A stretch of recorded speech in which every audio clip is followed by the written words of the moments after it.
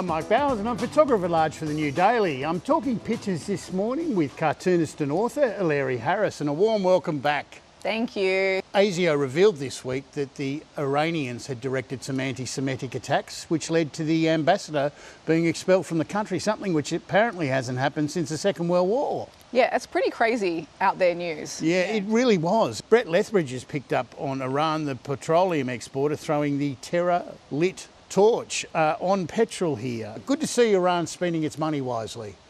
I mean, what else are you going to spend your money on? Yeah, this Mark Knight cartoon is an old trope, isn't it? Yeah, I mean, it's an original Australian original trope, and this octopus is basically how you learn what racism was during the Second World War.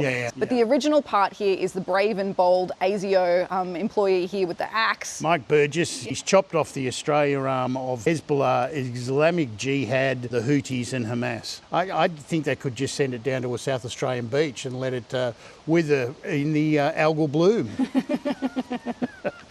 Kathy Wilcox, turns out Iran was responsible for those anti-Semitic attacks on our soil. Expel the ambassador, brand the regime terrorists. Yet another Palestinian hospital bombed by Israel, 20 civilians and journalists killed.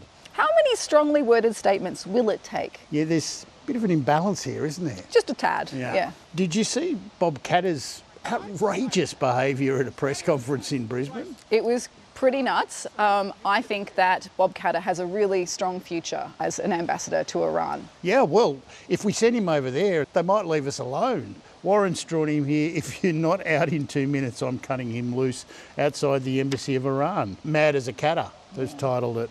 Eleri, emissions targets were on the coalition's agenda this week. Barnaby Joyce, he was the hero of net zero as he introduced his repeal bill, which has no chance of getting up. Zero for net zero. Yeah, and this was during the debate. I mean, I think this is actually a beautiful sequence because you've got the smirk, the smile, haha, and then the oh no, and then oh, and everyone's gone. Yeah. Peter Brolman's in a bit of a purple patch. He's drawn the net zero elephant as the only thing in the room. So far, it's the only participant at the Nats debate net zero roundtable in Parliament House. Yeah, and Susan looks quite happy with that situation. David Rowe has done some top-notch work here. Yeah. Meanwhile, at the Net Zero Roundtable. Yeah, and I really love, all of the looking in with the big smokestack here for nuclear. I'll just leave you to it then, says Jim Chalmers. It's the old Napoleon quote, never interrupt your enemy when they're making a mistake. No, just leave them be in their circle. Eleri, when is a meeting not a meeting? When it's a happy happenstance. A happenstance.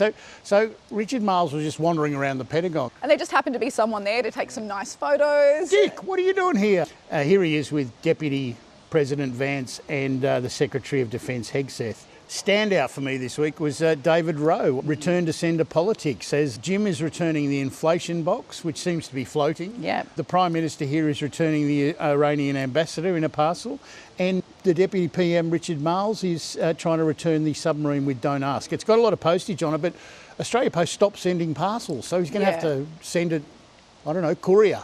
Yeah, maybe through the diplomatic service in a bag. Yeah, Dippo bag. Yeah.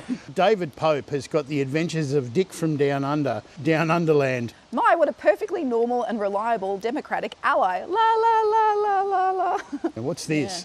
Yeah. It's a Cheshire cat version of AUKUS slowly disappearing into the background. The Vice President, J.D. Vance here in the Mad MAGA hat. Well, I really like Trump here as the Red Queen saying, on with his tariffs. Yeah. Queen of Hearts. Matt Golding has summed up confusion with this whole deal perfectly. So we pay you billions to get subs we probably won't get, but on the off chance we do, you won't give them to us unless we agree to gift them back to you. And if we do that, we get them. Oh, where do we sign? Yeah, you already have. Eleri, it's been a great pleasure unpicking events this week. I'll let you do the honours. Back to you, Mr. Spears.